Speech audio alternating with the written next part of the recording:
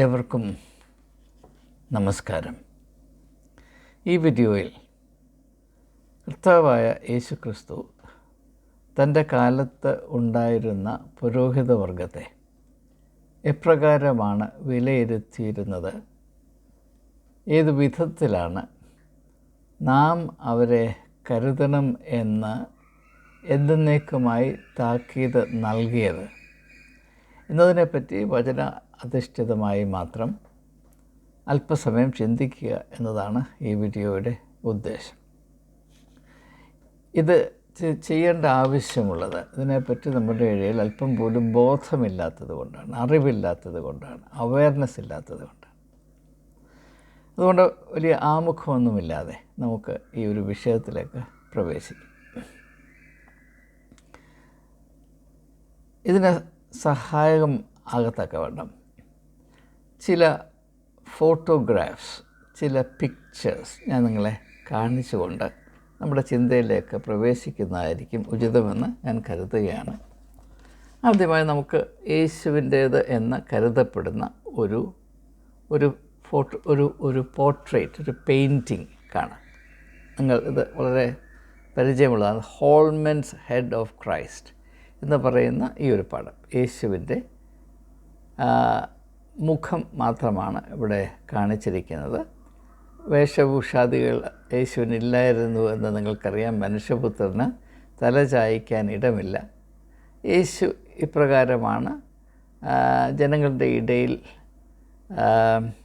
ആയിരുന്നപ്പോൾ യേശുവിൻ്റെ രൂപം ഇപ്രകാരമായിരുന്നു എന്ന ഒരു ആർട്ടിസ്റ്റിൻ്റെ സങ്കല്പമാണ്. യേശുവിൻ്റെ ആകൃതി ഇങ്ങനെ തന്നെയാണെന്ന് ആർക്കും ആധികാരികമായി പറയുവാൻ സാധ്യമല്ല, നമുക്ക് എവർക്കും അറിയാം. ഇനിയും മറ്റൊരു അതും ഒരു ആർട്ടിസ്റ്റിൻ്റെ സങ്കല്പമാണ്. യേശു ക്രൂസിൽ ഇപ്രകാരമായിരുന്നു. യേശു നഗ്നനായിരുന്നു എന്ന് നമുക്കറിയാം. അവൻ്റെ അവസാന വസ്ത്രം പോലും ചീട്ടിട്ട് സൈനികർ വിഭജിച്ചു. അവൻ പൂർണ്ണ നഗ്നനായിട്ടാണ് ക്രൂശിന്മേൽ കിടന്നത് എന്ന് നമുക്കറിയാം. ഇത് നിങ്ങളുടെ മനസ്സിൽ കരുതുക. ഇനി മൂന്നാമത്തെ ഒരു പടം, ഇത് നമുക്കറിയാവുന്നതാണ്, അന്ത്യ അത്താഴം. ഇത് ഞാൻ നിങ്ങൾ ശ്രദ്ധയിൽപ്പെടുത്തുന്നത് യേശുവിനെ മാത്രമല്ല, യേശുവിൻ്റെ അനുയായികളായ അപ്പോസ്തോലന്മാർ, ഇപ്പം നമ്മുടെ എല്ലാ സഭകളും ഓരോരോ അപ്പോസ്തോലന്മാരുടെ അധികാരം അല്ലെങ്കിൽ കൈവെപ്പുണ്ട് എന്ന് പറയുന്നു. അപ്പോസ്തലന്മാർ ഇങ്ങനെയായിരുന്നു. അവിടെ വേഷഭൂഷാദികൾ നിങ്ങൾ ശ്രദ്ധിച്ച് നോക്കുക. ഇനി ഈ മൂന്ന് പടങ്ങൾ കണ്ടിട്ട് ഇനി നമ്മൾ കുറച്ചുകൂടെ മുൻപോട്ട് പോവുകയാണ്. ഇത് ഞാൻ വളരെ ബഹുമാനിക്കുന്ന പോപ്പ് ഫ്രാൻസിസിൻ്റെ പടമാണ്. ഇത് ഓതൻറ്റിക്കാണ്, അദ്ദേഹത്തിൻ്റെ ഫോട്ടോഗ്രാഫാണ്. അപ്പോൾ ഇങ്ങനെയാണ് അദ്ദേഹം പൊതുരംഗത്ത് എന്താ പറയുന്നത്, അപ്പിയർ ചെയ്യുന്നത്. ഇനിയും വേറെ രണ്ട് പടങ്ങൾ കൂടെ ഞാൻ നിങ്ങളെ കാണിക്കാൻ പോവുകയാണ്. ഇത് ആരോടും ഒരു വിധത്തിലുള്ള ചുരുക്കമില്ലാതെയാണ്, ഞാൻ വസ്തുത മാത്രം നിങ്ങളുടെ ശ്രദ്ധയിൽപ്പെടുത്തുകയാണ്. ഇത് നമ്മുടെ ഒരു ബിഷപ്പിൻ്റെ, ഏത് ബിഷപ്പാണെന്നുള്ളത് പോട്ടെ, ഇത് നമ്മുടെ ഒരു ബിഷപ്പിൻ്റെ ചിത്രമാണ്. നിങ്ങൾ നോക്കണം, വരുന്ന മാറ്റങ്ങൾ നോക്കണം, വേഷഭൂഷാദികളിൽ വരുന്ന മാറ്റം നോക്കണം. ഇനി ഒരു ബിഷപ്പിനെ കൂടെ കാണിക്കുമ്പോൾ അത് പര്യാപ്തമാകും എന്ന് ഞാൻ കരുതുകയാണ്. ഇത് വേറൊരു ബിഷപ്പ്. ഏത് സഭയുടെ എന്നുള്ളത് നമുക്ക് പ്രശ്നമേ അല്ല. എല്ലാ ബിഷപ്പുമാരും ഇങ്ങനെയൊക്കെയാണ്. ഞാൻ എന്തുകൊണ്ടാണ് ഈ പടം നിങ്ങളെ കാണിച്ചത് എന്ന് ചോദിച്ചാൽ, യേശുവിൽ നിന്ന് ആരംഭിച്ച് തല ചായ്ക്കാനിടമില്ല എന്ന അഭിമാനത്തോടെ പറഞ്ഞ യേശുവിൽ ആരംഭിച്ച് നാം എവിടെ ചെന്ന് എത്തിയിരിക്കുന്നു എന്ന് പറയുമ്പോൾ നാം മുൻപോട്ട് സഞ്ചരിച്ചു എന്നർത്ഥമില്ല, നാം പുറകോട്ട് സഞ്ചരിച്ചു. യേശുവിൻ്റെ കാലത്തും അന്നുണ്ടായിരുന്ന പുരോഹിതർ, പ്രത്യേകിച്ച് പുരോഹിത ശ്രേഷ്ഠന്മാർ, പുരോഹിത മേലധികാരികൾ, മഹാപുരോഹിതൻ എന്നൊക്കെ പറയുമ്പോൾ അവർക്കും ഇപ്പോൾ നമ്മുടെ ഇടയിലുള്ളതുപോലെയുള്ള വേഷഭൂഷാദികളുണ്ടായിരുന്നു. അത് വളരെ പ്രാധാന്യമർഹിക്കുന്നതായിരുന്നു. അതില്ലായിരുന്നുവെങ്കിൽ മഹാപുരോഹിതനാകുമായിരുന്നില്ല. അപ്പോൾ ഇത് യേശുവിൻ്റെ ശ്രദ്ധയിൽപ്പെട്ടു എന്ന് മാത്രമല്ല, എന്തുകൊണ്ടാണ് പുരോഹിതവർഗം അവരുടെ വേഷഭൂഷാദികൾക്ക് ഇത്രമാത്രം പ്രാധാന്യം കൽപ്പിക്കുന്നത് എന്നതിൻ്റെ രഹസ്യം മറ്റാർക്കും വെളിപ്പെട്ടില്ല എങ്കിൽ യേശുവിന് വ്യക്തമായി വെളിപ്പെട്ടു, യേശു തിരിച്ചറിഞ്ഞു എന്ന് മാത്രവുമല്ല, അതിലടങ്ങിയിരിക്കുന്ന ആത്മീയമായ അപകടം വളരെ സ്പഷ്ടമായി യേശു അറിഞ്ഞതുകൊണ്ടാണ് ഇപ്രകാരമുള്ള ഒരു പ്രതികരണം യേശുവിൽ നിന്നുണ്ടായത് എന്നാണ് എനിക്ക് മനസ്സിലാക്കാൻ കഴിഞ്ഞിട്ടുള്ളത്. ലോകസാഹിത്യത്തിൽ വെള്ള തേച്ച ശവക്കല്ലറകളെ എന്ന് പറയുന്ന ഈ അഭിസംബോധനയെ കവച്ചു വെക്കാൻ കഴിയുന്ന മറ്റൊരു അഭിസംബോധനയും രേഖപ്പെടുത്തിയിട്ടില്ല. എന്ന് ഞാൻ സൂചിപ്പിക്കുന്നതിൻ്റെ കാരണം, അത്രമാത്രം ഹൃദയം നൊന്തും ധാർമ്മിക രോഷം അനുഭവിച്ചുമാണ് യേശു അന്നത്തെ പുരോഹിത വർഗത്തോട് പ്രതികരിച്ചത് എന്ന് നാം ഇന്ന് മനസ്സിലാക്കുന്നതിന് വേണ്ടി മാത്രമാണ്. ഇവിടുത്തെ പ്രശ്നം എന്താണ്? ഇത് നാം വളരെ വ്യക്തമായി മനസ്സിലാക്കണം. മനുഷ്യൻ്റെ ആധ്യാത്മിക ജീവിതത്തിൻ്റെ ആണിക്കല്ല് എന്താണെന്ന് ചോദിച്ചാൽ, ദൈവത്തെ പറ്റിയുള്ള അവൻ്റെ ബോധവൽക്കരണമാണ്. ഗോഡ് അവയർനെസ് എന്ന് പറയും. മനുഷ്യൻ്റെ ആത്മീയ ജീവിതം, അതിൻ്റെ വിത്ത്, the seed of our spiritual life is God awareness. അതിന് വല്ല സംശയമുണ്ടോ? മനുഷ്യൻ മൃഗത്തേക്കാൾ ശ്രേഷ്ഠനാകുന്നത് അവന് ബോധമുള്ളത് കൊണ്ടാണ്. മൃഗങ്ങളും മനുഷ്യരും തമ്മിലുള്ള പ്രധാനപ്പെട്ട വ്യത്യാസം, മൃഗങ്ങൾക്ക് ബോധമുണ്ട്, നമ്മൾക്കും ബോധമുണ്ട്. പക്ഷേ മനുഷ്യൻ്റെ ബോധം മറ്റ് മൃഗങ്ങളുടെ ബോധത്തെ കവച്ചു വയ്ക്കുന്നതാണ്. കാരണം മൃഗങ്ങളുടെ ബോധം അവരുടെ നിലനിൽപ്പിന് വേണ്ടി മാത്രമുള്ള ബോധമാണ്. അപ്പോൾ അവർക്ക് വിശപ്പുണ്ടായാൽ എന്ത് ചെയ്യണമെന്നൊരു ബോധ്യമുണ്ട്. അവരുടെ ജീവൻ അപകടം വരുന്നത് എന്താണെന്നതിനെപ്പറ്റി അവർക്ക് ബോധമുണ്ട്. എങ്ങനെ മറഞ്ഞിരുന്നാൽ അവരെ സംരക്ഷിക്കാം എന്നതിനെപ്പറ്റി അവർക്ക് ബോധമുണ്ട്. കാട്ടിലെവിടെ വെള്ളം കിട്ടും എന്ന് ബോധമുണ്ട്. ഏത് മൃഗത്തെ ആക്രമിക്കാം, ഏതിനെ ആക്രമിച്ചുകൂടാ എന്നതിനെപ്പറ്റി ബോധമുണ്ട്. ഏതില തിന്നാം, ഏതില തിന്നാൽ ചത്തുപോകും എന്നതിനെപ്പറ്റി ബോധമുണ്ട്. അങ്ങനെ പലവിധമായ ബോധങ്ങൾ മൃഗങ്ങൾക്കുണ്ട്. പക്ഷേ അതൊക്കെയും അവയുടെ നിലനിൽപ്പിന് വേണ്ടി മാത്രമുള്ളതാണ്. മനുഷ്യൻ്റെ ബോധമെന്ന് പറയുന്നത് ആ നിലനിൽപ്പിനെ വളരെയധികം കവച്ചു വയ്ക്കുന്ന ബോധമാണ്. ആ ഒരു ബോധം അല്ലെങ്കിൽ ആ ബോധത്തിൻ്റെ വ്യാപ്തിയാണ് മനുഷ്യത്വത്തിൻ്റെ അളവുകോൽ എന്നത് നാം പ്രത്യേകമായി ശ്രദ്ധിക്കേണ്ട കാര്യമാണ്. ഇപ്പോൾ യേശു പറഞ്ഞു, മത്തായിയുടെ സുവിശേഷം 7-ാം അധ്യായത്തിൻ്റെ 5-ാം വാക്യം, നിങ്ങളുടെ മുത്തുകളെ പന്നികളുടെ മുമ്പിൽ എറിഞ്ഞു കൊടുക്കരുത്. അതിൻ്റെ അർത്ഥം എന്താണ്? പന്നി എന്ന് പറയുന്ന പ്രതീകം സൂചിപ്പിക്കുന്നത് മനുഷ്യൻ്റെ ആത്മീകമായി അധപ്പതിച്ച അവസ്ഥയാണ്. ആ അധപ്പതനത്തിൻ്റെ കാരണമെന്താണ്? മർമ്മമെന്താണ്? ബോധമില്ലാതെയായിപ്പോയി. മനുഷ്യന് ബോധമില്ലാതെ പോയാൽ, അല്ല മനുഷ്യൻ്റെ ബോധതലങ്ങൾ ശുഷ്കിച്ചു പോയാൽ, അവൻ്റെ മനുഷ്യത്വം നഷ്ടപ്പെട്ടിട്ട് അവൻ പന്നിയെപ്പോലെ ആയിത്തീരും. പന്നിയെ നാം കണ്ടിട്ടുണ്ടെങ്കിൽ അതെപ്രകാരമാണ് പോകുന്നത്, എന്തിനു വേണ്ടിയാണ് അന്വേഷിക്കുന്നത് എന്ന് പ്രത്യേകിച്ച് അറിയിക്കേണ്ട കാര്യമില്ല. പന്നിയുടെ താല്പര്യം ആ ഒരു കാര്യത്തിൽ മാത്രമാണ്. അപ്പോൾ അങ്ങനെയുള്ള ഒരു വ്യക്തിയുടെ മുൻപിൽ ആത്മീക ആശയങ്ങൾ, ദൈവികമായ സാധ്യതകൾ നിങ്ങൾ അവതരിപ്പിച്ചാൽ അതിൻ്റെ ഫലം നിങ്ങൾ എന്തായിത്തീരുമെന്ന് നിങ്ങൾ മുന്നമേ അറിഞ്ഞിരിക്കണമെന്നാണ് യേശു ഇവിടെ താക്കീത് ചെയ്തത്. അപ്പോൾ എങ്ങനെ നോക്കിയാലും മനുഷ്യന് ദൈവത്തെ പറ്റിയുള്ള ഒരു ബോധം എപ്പോഴും ഉണ്ടായിരിക്കണം.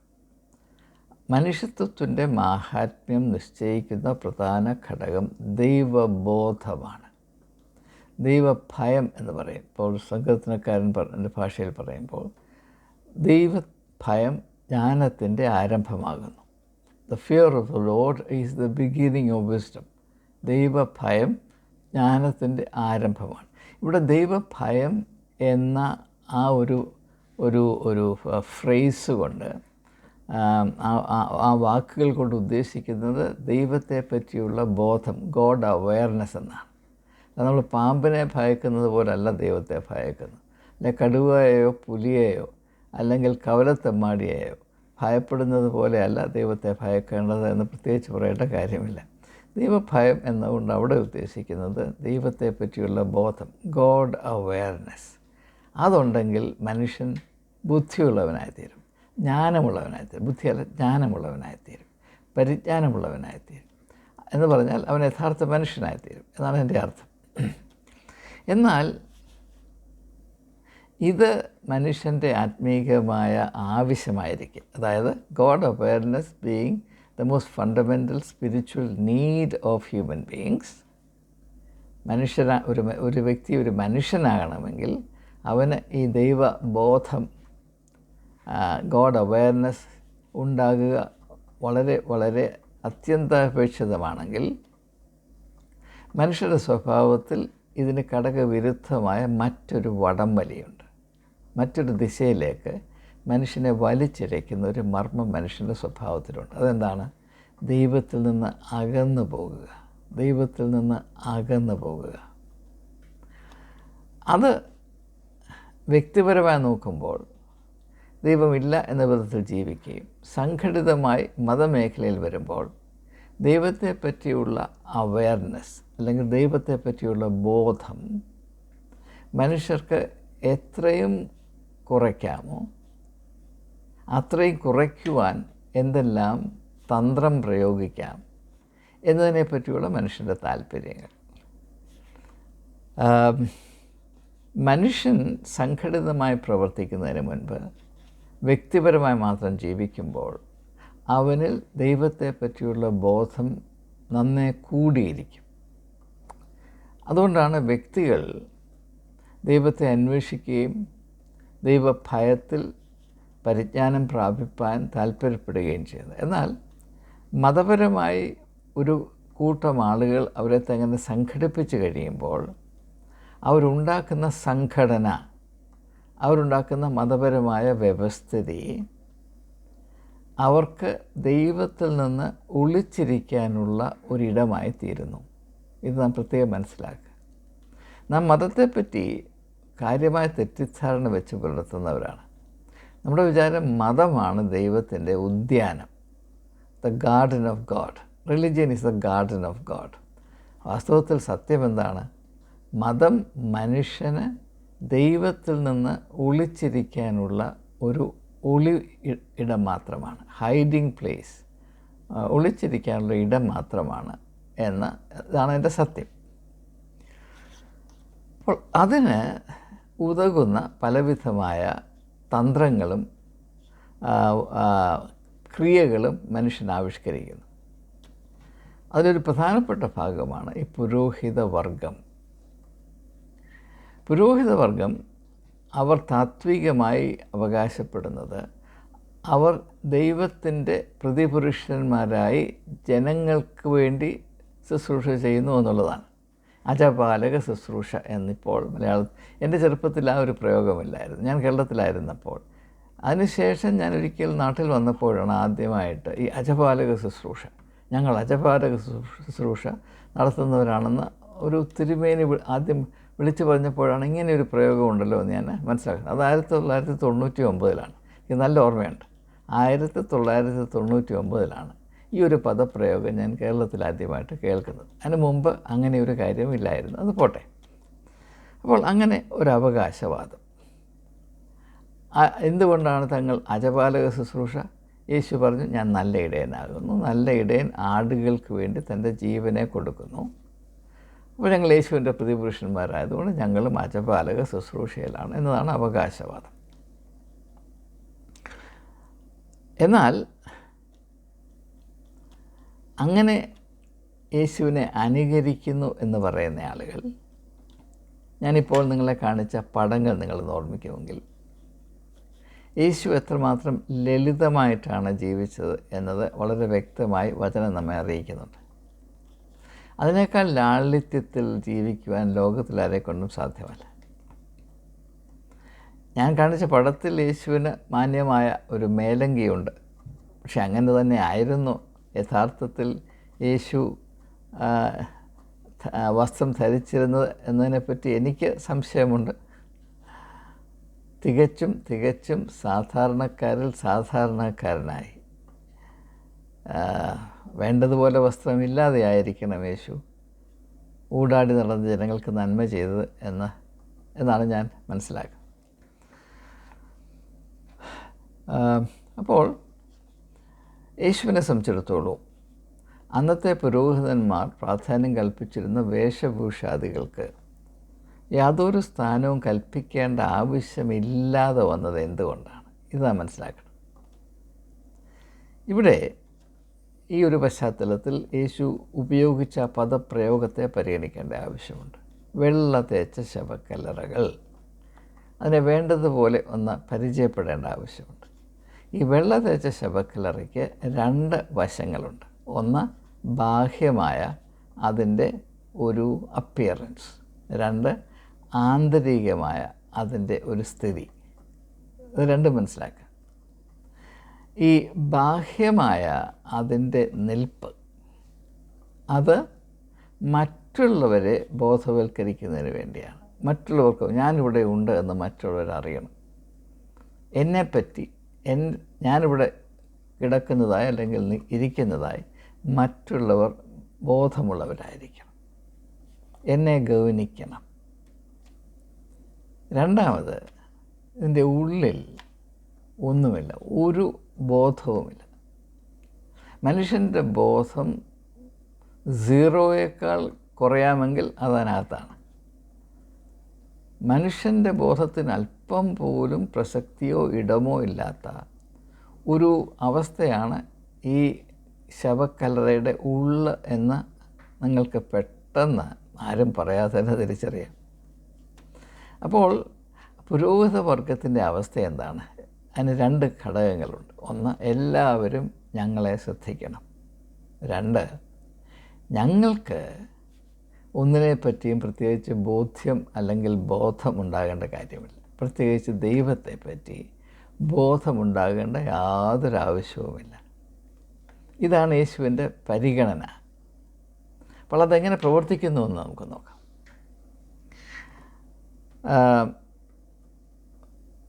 ശവക്കല്ലറയുടെ ബാഹ്യതലങ്ങൾ നന്നേ പെയിൻറ്റ് ചെയ്ത് വെക്കണം.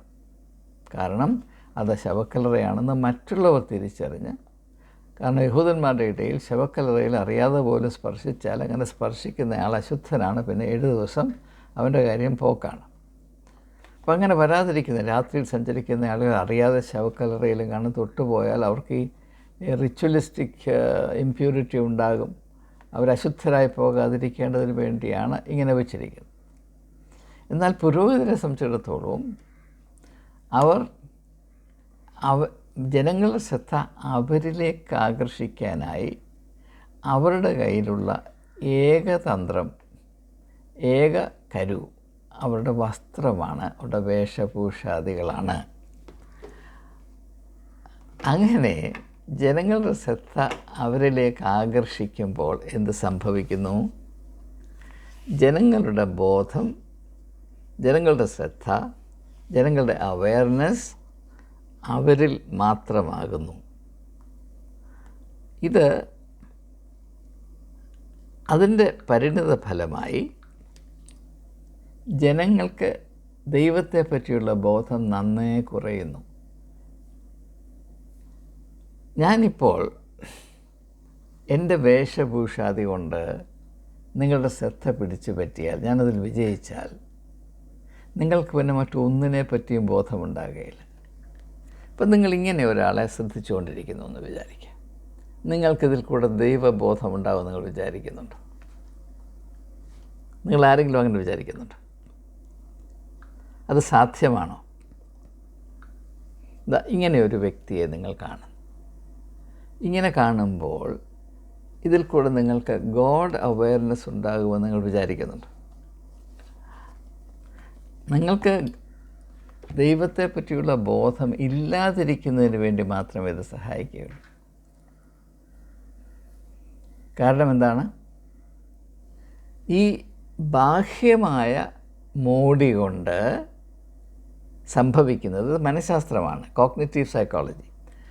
ബാഹ്യമായ മോടി കൊണ്ട് അതിൽ നമ്മുടെ കണ്ണുകൾ ഘടിപ്പിച്ച് വെക്കുമ്പോൾ ആന്തരികമായതിനെ മറന്നുപോകും. അത് മനസ്സിലാക്കാൻ ഒരു പ്രയാസവുമില്ല. ഇപ്രകാരമുള്ള ഈ വലിയ നാടകീയമായ വസ്ത്രമില്ലാതെ ഈ വ്യക്തികൾ നമ്മുടെ മുമ്പിൽ അവരെ ഒന്ന് അവതരിപ്പിക്കട്ടെ, അപ്പോൾ വിവരം അറിയും. അവരുടെ പാപ്പരത്വം എന്ത് എന്ന് നമുക്കും അവർക്കും മനസ്സിലാകും.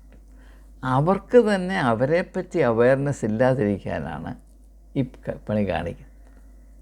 എന്നാൽ അവരുടെ യാഥാർത്ഥ്യത്തിൽ നിന്ന് നമ്മുടെ കണ്ണ് വെട്ടിച്ച് അവരെപ്പറ്റി തന്നെ തെറ്റായ ഒരു ധാരണ നമ്മുടെ ഉള്ളിൽ ജനിപ്പിക്കുന്നതിന് വേണ്ടിയാണ് ഈ വേഷഭൂഷാദികൾ ഉപയോഗിക്കുന്നത്.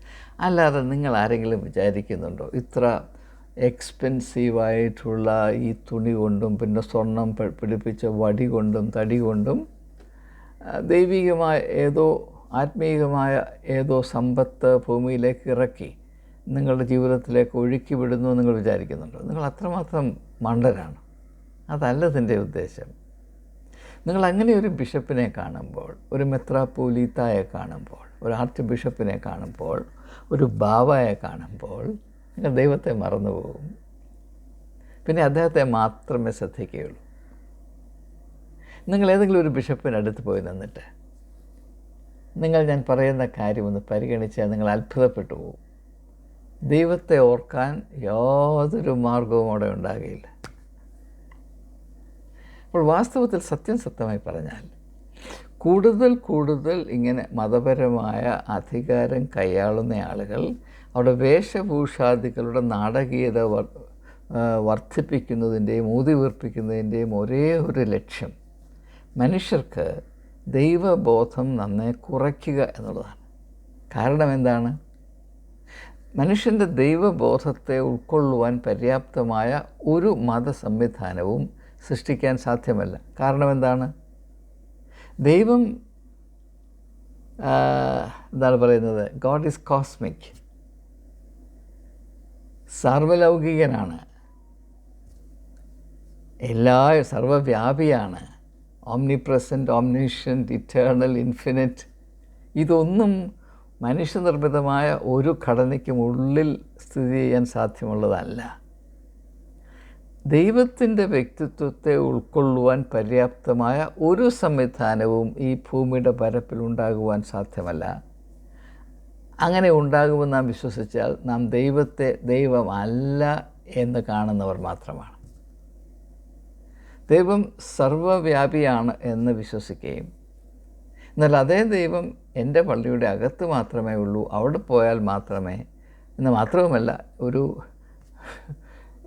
വെറും സാധാരണക്കാരിൽ സാധാരണയായ വെറും പീറയായ ഒരു പാദ്രിയുടെ കൈ അല്ലെങ്കിൽ വായ്, അതിൽ നിന്ന് വരുന്ന കാര്യങ്ങളും ശബ്ദങ്ങളും കൊണ്ട് മാത്രമേ എനിക്ക് ദൈവത്തെ അറിയുവാൻ സാധ്യമാകുകയുള്ളൂ എന്ന് പറയുന്ന ഈ മതപരമായ പീറത്തരം, പൊട്ടത്തരം, ഇത് നാം എങ്ങനെ സഹിക്കും? ഇതിനൊറ്റ മാർഗമേ ഉള്ളൂ, ഹിപ്നോട്ടിസം. ഈ വേഷഭൂഷാദി ഹിപ്നോട്ടിസത്തിൻ്റെ ഒരു ഭാഗമാണ് വാസ്തവത്തിൽ. അത് തിരിച്ചറിയാൻ ഒരു പ്രയാസവുമില്ല. നിങ്ങൾ മാജിക് കളിക്കുന്ന ആളുകൾ, ഇപ്പം മാജിക് സാമ്രാട്ട് എന്ന് പറയുന്ന ആളുകളൊക്കെ ഉണ്ട്. മാവലക്കര ഒരു വിഖ്യാതനായ മാജിക് സാമ്രാട്ടുണ്ട്, സാമ്രാജ്. അദ്ദേഹം മാജിക് ഷോ നടത്തുമ്പോൾ ഇതുപോലെ വസ്ത്രം ഇട്ടുകൊണ്ടാണ് നടത്തുന്നത്. തൊപ്പിയൊക്കെ വേണം അതിന്. പക്ഷേ ബിഷപ്പന്മാരോട് വെല്ലാൻ അദ്ദേഹത്തിന് ഒക്കത്തില്ല. കാരണം ബിഷപ്പന്മാരിടുന്ന പോലെ ഒരു സെറ്റ് വസ്ത്രം ഉണ്ടാക്കിയാൽ മാജിക് സാമ്രാജ് കുത്തുവാള എടുത്തു പോകും. പക്ഷേ മാജിക് സാമ്രാട്ടിന് അദ്ദേഹത്തിൻ്റേതായ തൊപ്പിയുണ്ട്, വടിയുണ്ട്. അതിൻ്റെ അറ്റം സ്വർണ്ണമല്ല, ഇവിടെ കുരിശില്ല എന്നത്. പക്ഷേ അതിനകത്ത് ഒരു മാജിക് വടിയുണ്ട്. അല്ലേ നടക്കത്തില്ല. ഒരു മാജിക് തൊപ്പിയുണ്ട്. ബിഷപ്പിൻ്റെ തലയിൽ തൊപ്പിയിരിക്കുന്നത് പോലെ മാജിക് സാമ്രാട്ടിൻ്റെ തലയിലും തൊപ്പി ഇരിപ്പുണ്ട്. മാജിക് സാമ്രാട്ടിൻ്റെ കയ്യിലും വടിയുണ്ട്. പക്ഷെ അതൊക്കെ ചെറിയതാണ് എന്നൊരു വ്യത്യാസമുള്ളൂ. അതുപോലെ നിങ്ങൾ സർക്കസ് കണ്ടിട്ടുണ്ടെങ്കിൽ സർക്കസ് ക്ലൗൺ, അവനും തൊപ്പിയുണ്ട്, അവനും അവൻ്റേതായ യൂണിഫോമുണ്ട്. അതൊന്നും വിടാതെ ഒരുത്തൻ സർക്കസ് സ്റ്റേജിൽ വന്ന് ഇങ്ങനെ ക്ലൗൺ കളിച്ചാൽ ആരും അവനെ നോക്കത്തില്ല, അവനോട് വിജയിക്കത്തില്ല. അപ്പോൾ ഈ സർക്കസ് ക്ലൗൺ അവൻ്റെ വേഷത്തിൽ ആശ്രയിക്കുന്നതും മാജിക് സാമ്രാട്ട് അദ്ദേഹത്തിൻ്റെ വേഷഭൂഷ അതിൽ ആശ്രയിക്കുന്നതുമൊക്കെ അവരുടെ വ്യക്തിത്വത്തിൽ നിന്ന് ജനങ്ങളുടെ ശ്രദ്ധ മറ്റെന്തിലോ ഒന്ന് തിരിച്ചുവിടാനാണ്, അവരുടെ ബോധതലത്തെ നിയന്ത്രിക്കുന്നതിന് വേണ്ടിയാണ്. അല്ലാതെ മറ്റൊന്നും അവരുടെ ബോധതലത്തെ നിയന്ത്രിക്കുകയും പരിമിതപ്പെടുത്തുകയും ചെയ്യുന്നതിന് വേണ്ടിയാണ്. നിങ്ങൾ ഏതെങ്കിലും ഒരു തിരുമേനിയെ വ്യക്തിപരമായി കണ്ടിട്ട് ആ കാണുന്ന സമയത്ത്, അദ്ദേഹത്തോട് സംസാരിക്കുന്ന സമയത്ത് നിങ്ങൾ ദൈവത്തെ ഓർത്തു എന്ന ഒരനുഭവം നിങ്ങൾക്ക് ഒരിക്കലും ഉണ്ടായിട്ടില്ല, ഒരിക്കലും ഉണ്ടാകുകയുമില്ല. കാരണം എന്താണ്? അവർ ഇതൊക്കെ ഇങ്ങനെ ഇട്ട്, ഇപ്പോൾ ഒരു തിരുമേനിയെ നിങ്ങൾ ഇൻഫോർമലായി പോയി കണ്ടു, അദ്ദേഹം മുണ്ടുകൊടുത്തു നിന്നു, അങ്ങനെ തിരുമേനിയെ കാണുമ്പോൾ പലരും ഷോക്ക് അടിച്ച് പോകാറുണ്ട്, ഇലക്ട്രിക് ഷോക്ക് അടിച്ച് പോകാറുണ്ട്. അങ്ങനെ ഇലക്ട്രിക് ഷോക്ക് കിട്ടിയ പലരും എന്നോട് സംസാരിച്ചിട്ടുണ്ട്. ഒരു തിരുമേനിയെ ഈ വേഷഭൂഷാദികളൊന്നും ഇല്ലാതെ പച്ച മനുഷ്യനായി കണ്ടു കഴിഞ്ഞാൽ ഒരുത്തരും സഹിക്കത്തില്ല. കാരണം അവർ മനുഷ്യരാണെന്ന് ബോധം വരും. മനുഷ്യരാണെങ്കിൽ ദൈവം എന്ന് പറഞ്ഞൊരു പ്രതിഭാസം ഉണ്ടെന്ന് അറിയാൻ കഴിയും. അപ്പോൾ ഈ വെള്ള തേച്ച ശവക്കല്ലറ എന്ന് യേശു പറഞ്ഞതിൽ കൂടെ നമ്മെ അറിയിക്കുന്നത് എന്താണ്? ഇത് മനസ്സിലാക്കാൻ വേണ്ടി മാത്രമാണ് നമ്മൾ ചില കാര്യങ്ങളൊന്ന് പരിഗണിച്ച്. മനുഷ്യർക്ക് വേണ്ടത്, മനുഷ്യന് ഏറ്റവും ഗുണം ചെയ്യുന്നത് ദൈവബോധമാണ്, ഗോഡ് അവയർനെസ്സാണ്. പക്ഷേ അത് ഏറ്റവും കൂടുതൽ കുറയ്ക്കാൻ അതില്ലാതാക്കാൻ ഏറ്റവും സഹായിക്കുന്നത് ഈ വേഷഭൂഷാദികളാണ്. അതായത് getting people obsessed with the surface of things. ഇപ്പം നിങ്ങൾ യേശുവിൻ്റെ പരസ്യ ശുശ്രൂഷയും അതിൽ അടങ്ങിയിരുന്ന ആത്മീയ ദർശനവും ഒന്ന് പരിശോധിച്ചാൽ മനസ്സിലാകും, ഒരു വലിയ പരിവർത്തനം യേശു ആവിഷ്കരിച്ചു. എന്താണ്? അന്നത്തെ മതബോധത്തിൽ, മത ആചാരങ്ങളിൽ, പ്രത്യേകിച്ച് പുരോഹിത വർഗത്തിൻ്റെ കാർമ്മികത്വത്തിൽ നടത്തപ്പെട്ടിരുന്ന മത ആചാരങ്ങളിൽ ആകപ്പാടെ ഉള്ള ഊന്നൽ, ശ്രദ്ധ ബാഹ്യതയിൽ മാത്രമായിരുന്നു, അപ്പിയറൻസിൽ മാത്രമായിരുന്നു. എന്നാൽ യേശു അതിനെ പൂർണ്ണമായും തിരസ്കരിച്ചിട്ട്, ഉപേക്ഷിച്ചിട്ട് മനുഷ്യരുടെ ശ്രദ്ധ അവരുടെ ഉള്ളിലേക്ക് തിരിച്ചുവിട്ടു. അതുകൊണ്ടാണ് യേശു പറഞ്ഞത് ദൈവരാജ്യം നിങ്ങളുടെ ഉള്ളിലാണ്. അതുകൊണ്ടാണ് യേശു പറഞ്ഞത് നിൻ്റെ വിശ്വാസം നിന്നെ രക്ഷിച്ചിരിക്കുന്നു. വിശ്വാസം എന്ന് പറയുന്ന ആന്തരികമായ ഒരു മർമ്മമാണ് എന്ന് അറിയാത്ത ആരുമില്ലല്ലോ. വിശ്വാസം നമ്മുടെ പോക്കറ്റിലിട്ടാണോ നടക്കുന്നത്? വിശ്വാസം നമ്മുടെ നെറ്റിയിലൊട്ടിച്ചുകൊണ്ടാണോ നടക്കുന്നത്? വിശ്വാസം നമ്മുടെ കയ്യിൽ പതിച്ചാണ് നടക്കുന്നത്? നമ്മുടെ ഉള്ളിലുള്ളൊരു മർമ്മമല്ലേ. അങ്ങനെ ഏത് വിധത്തിൽ നിങ്ങൾ നോക്കിയാലും യേശുവിൻ്റെ കണ്ണ് മനുഷ്യൻ്റെ ഉള്ളിലുള്ള യാഥാർത്ഥ്യങ്ങളെ തിരിച്ചറിഞ്ഞിരുന്നു. അതുകൊണ്ടാണ് സത്യമാണെന്ന് പറയുന്നത്. ബാഹ്യത എപ്പോഴും സത്യത്തിൻ്റെ നിരാകാരമായിരിക്കും. സത്യമുണ്ടെങ്കിൽ ആന്തരികമാണ്. അത് തിരിച്ചറിയാനുള്ള കണ്ണ് യേശുവിനുണ്ടായിരുന്നു. അതുകൊണ്ടാണ് മനുഷ്യരുടെ കണ്ണ് തുറക്കാനാണ് ഞാൻ വന്നുവെന്ന് യേശു പറയുന്നത്. അപ്പോൾ നിങ്ങൾ എങ്ങനെ നോക്കിയാലും മനുഷ്യന് ഈശ്വരബോധമുണ്ടെങ്കിൽ അതവൻ്റെ ഉള്ളിൽ മാത്രമേ ആകെയുള്ളൂ. ആ ആന്തരികതയാണ് മനുഷ്യൻ നഷ്ടപ്പെട്ടു പോയത്. സംഘടിതമായ മതത്തിൽ കൂടെയും അതിൻ്റെ ആചാരങ്ങളിൽ കൂടെയും, ആചാരങ്ങളെ നയിക്കുകയും നിയന്ത്രിക്കുകയും ചെയ്യുന്ന പുരോഹിത വർഗത്തിൻ്റെ മാമാങ്കങ്ങളിൽ കൂടെയും മനുഷ്യനിൽ നിന്ന് അപഹരിക്കപ്പെട്ടു പോകുന്ന അവൻ്റെ ആത്മീയമായ സമ്പത്ത് അവൻ്റെ ആന്തരികതയുടെ വിശുദ്ധിയും സത്യവുമാണ്. നിങ്ങൾ അല്പമൊന്ന് ചിന്തിച്ചാൽ മനസ്സിലാകും, ആത്മീയമായ വിലയുള്ള എല്ലാ മൂല്യങ്ങളും, സ്നേഹം, സത്യം, നീതി, കരുണ ഇത്യാദി, ഇവയെല്ലാം മനുഷ്യൻ്റെ ഉള്ളിൽ സ്ഥിതി ചെയ്യുന്ന വെളിച്ചങ്ങളാണ്. എന്നാൽ മത ആചാരങ്ങളിൽ ഇതിന് യാതൊരു പ്രസക്തിയും പ്രാധാന്യവുമില്ല. അവിടെ പ്രവർത്തിക്കുന്ന മുഴുവനും മാമോൻ്റെ നാണയങ്ങളാണ്. നാണയങ്ങളെപ്പോഴും ബാഹ്യമാണ്. അത് നമ്മുടെ ഉള്ളിലുള്ളതല്ല, അത് നമ്മുടെ ശരീരത്തിന് ബാഹ്യമാണ്. അപ്പോൾ ശരീരത്തിന് ബാഹ്യമായതിനെ കൊണ്ട് മാത്രമേ നാം ആരാധനയിൽ പങ്കെടുക്കുന്നുള്ളൂ. അന്നും ഇന്നും ഇത് തന്നെയാണ്. അങ്ങനെ വരുമ്പോൾ അതേ മാമോൻ്റെ നാണയത്തൊട്ടുകൊണ്ടാണ് പുരോഹിതൻ്റെയും മെത്രാൻ്റെയും ഈ വേഷഭൂഷാദികളും അവർ മനുഷ്യരെ ഇമ്പ്രസ് ചെയ്യാനായിട്ട് ഉപയോഗിക്കുന്ന വലിയ വലിയ കാറുകളും വസിക്കുന്ന വലിയ വലിയ മേടകളും പുലാത്തീനും കിലാത്തീനും ഒക്കെ ഉണ്ടാക്കുന്നതെന്ന് ഞാൻ പറയണം. അപ്പോൾ മാമോൻ്റെ മർമ്മം എന്താണ്? ദയവായി മനസ്സിലാക്കുക. ബാഹ്യതയാണ്. ബാഹ്യത കൊണ്ട് നടത്തുന്ന എല്ലാം മാമോൻ്റെ ആരാധനയാണ്. അവിടെ പണം തന്നെ വേണമെന്നില്ല.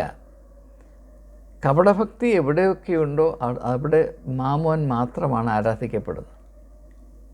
സത്യത്തിൻ്റെ ദൈവം, നീതിയുടെ ദൈവം, സ്നേഹത്തിൻ്റെയും കരുണയുടെയും ദൈവം ആന്തരികമാണ്. നമ്മുടെ ഉള്ളിൽ നിന്നാണ് ആ ജീവൻ്റെ ഉറവുകൾ പൊട്ടിപ്പുറപ്പെടേണ്ടത്. അങ്ങനെയുള്ള ജീവജലമാണ് യേശു. ആ യേശുവിനെ പോലെ ആയിത്തീരാനാണ് നമ്മെ വിളിച്ചിരിക്കുന്നത്. എന്നാൽ ഈ ഒരു ദർശനം പരിപൂർണമായി ഉപേക്ഷിച്ച് അതിന് പകരം മറ്റെന്തോ സ്ഥാപിക്കപ്പെടുന്ന ശോചനീയമായൊരവസ്ഥയുടെ ബാഹ്യമായൊരു സൂചനയാണ് ഈ വേഷഭൂഷാദികളിലുള്ള ഭ്രമം. ഒരു വ്യക്തി എത്രയും കൂടുതൽ ഉള്ളിൽ പൊള്ളയാകുന്നുവോ അത്രയും കൂടുതൽ വേഷഭൂഷാദികളുടെ കണ്ണഞ്ചിക്കുന്ന സ്വഭാവത്തെ വർദ്ധിപ്പിക്കുവാൻ അവൻ അത്യാവശ്യം കണ്ടെത്തും. അങ്ങനെ അവൻ വേഷഭൂഷാദികളുടെ ആ മോടിയും വിലയും തൂക്കവും വർദ്ധിപ്പിക്കുന്നതോറും ആത്മീയമായ തിരിച്ചറിവില്ലാത്ത വ്യക്തികൾ, മതമൊണ്ണകൾ അവരെ ബഹുമാനിക്കുകയും ആരാധിക്കുകയും ചെയ്യും. തലചായ്ക്കാൻ ഇടമില്ലാതെ ലോകത്തിൻ്റെ അത്താണിയായി വന്ന യേശുവിനെ മണ്ടനാണെന്ന് അവർ വിധിയെഴുതും. അങ്ങനെ യേശുവിനെ പരിപൂർണമായി നമ്മുടെ സഭാജീവിതത്തിൽ നാം പുറന്തള്ളും. അത് 2000 വർഷങ്ങൾക്ക് മുമ്പ് സംഭവിച്ചതാണ്. ലൗദോക്യ സഭയുടെ ചരിത്രം നമ്മെ എപ്പോഴും ഇത് ഓർമ്മപ്പെടുത്തിക്കൊണ്ടേയിരിക്കുന്നു. എവിടെയൊക്കെ ബാഹ്യമായ ഈ മോടിക്ക് അല്ലെങ്കിൽ ഈ പ്രകടനത്തിന്, ഈ പ്രഹസനത്തിന് സുപ്രധാനമായ ഒരു സ്ഥാനം കൊടുക്കുന്നുവോ, അല്ലെങ്കിൽ അതിനെ നാം ആശ്രയിക്കുന്നു, അവിടെയൊക്കെ നാം ദൈവത്തെ നിരാകരിക്കുന്നു. നമ്മുടെ തന്നെ ആന്തരികതയെ നാം പാപ്പരത്വത്തിലേക്ക് വലിച്ചിഴയ്ക്കുന്നു. നാമും വെള്ള തേച്ച ശവക്കല്ലറകളായി മാറുന്നു. അതുകൊണ്ട് നമ്മുടെ അവസ്ഥ തിരിച്ചറിയുവാൻ നാം കൂട്ടാക്കണം. നമ്മുടെ ഇടയിലിപ്പോൾ മതപരമായി നിങ്ങൾ എന്തും പരിശോധിച്ച് നോക്കൂ, അവിടെ മുഴുവനും അഭിനയവും ബാഹ്യതയും ഈ വേഷഭൂഷാദികളും നാടകീയമായ പ്രകടനങ്ങളും പ്രദർശനങ്ങളും പ്രതീകങ്ങളും മാത്രമേ ഉള്ളൂ. അതുകൊണ്ടാണ് മനുഷ്യൻ പട്ടിണി അനുഭവിക്കുന്നത്.